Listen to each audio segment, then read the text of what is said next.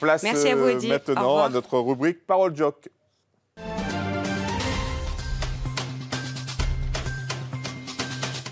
Et nous sommes allés aujourd'hui à la rencontre de Fred Negrite, connu dans le milieu culturel comme étant le président fondateur en 2002 du Conseil guadeloupéen pour les langues indiennes, cette association qui offre pour la promotion, la diffusion et l'enseignement des langues et cultures de l'Inde a vu son rayonnement dépasser les frontières de la Guadeloupe. Fred Negrite a reçu en janvier dernier des mains de la présidente de l'Inde la Padma Shri, l'équivalent de la Légion d'honneur. Parole Joc de Fred Negrite, c'est donc avec Ludovic Guédu et Michael Blattaz. Fred, Namasté. Je te souhaite la bienvenue. Merci.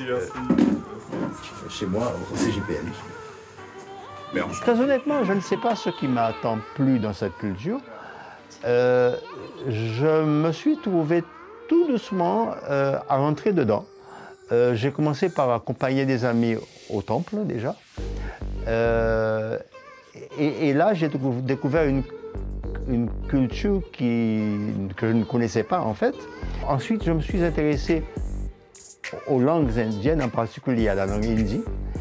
Et j'ai trouvé cette langue merveilleuse.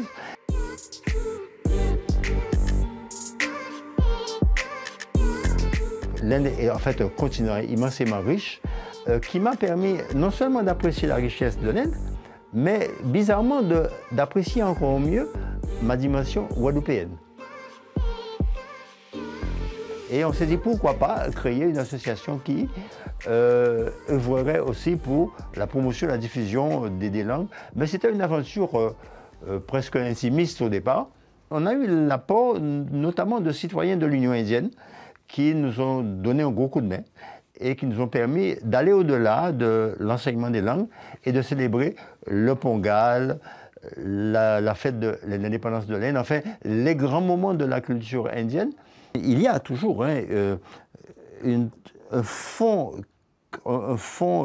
notamment de chants, de nadrons en particulier, qui font la richesse fondamentale de notre dimension indo-guadeloupéenne, mais qui aujourd'hui n'est plus indo-guadeloupéenne, qui est tout simplement guadeloupéenne. Il y aura toujours cette dimension traditionnelle de l'hindouisme qu'on ne peut pas changer. Il peut simplement y avoir un apport complémentaire dans un apprentissage plus, disons, rationnel de ces langues qu'on retrouve dans nos prières et dans nos chants.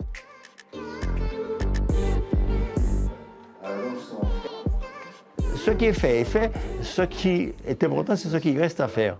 Et pour la promotion de notre culture, pour l'épanouissement de notre dimension identitaire guadeloupéenne, il y a encore beaucoup à faire dans la culture indienne. La Padma Shri, effectivement, m'a été décernée récemment par la présidente de l'Inde. J'avoue que je ne m'y attendais pas trop. Une reconnaissance de cette existence d'une dimension indienne en Guadeloupe, d'une dimension indienne dans la Caraïbe, et peut-être que cette décoration est un signal qui vient donc de l'Inde pour nous dire que quelque part quand même nous ne sommes peut-être pas tout à fait oubliés. J'ai d'abord songé à ma grand-mère, qui m'a donné l'essentiel de ce que j'ai aujourd'hui.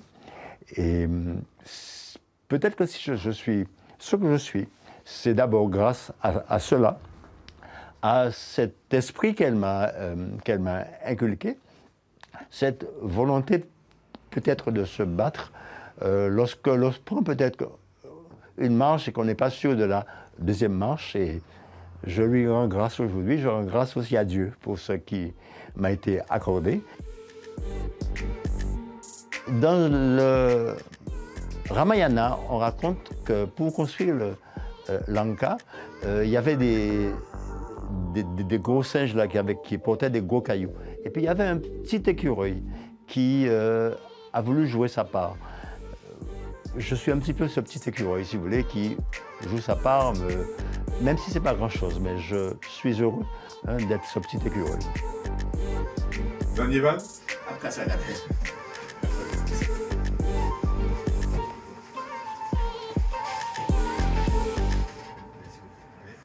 Voilà, et si vous connaissez des personnalités aussi inspirantes que Fred Negrit et que vous souhaitez les mettre en avant, vous pouvez nous contacter à l'adresse qui s'affiche sur votre écran.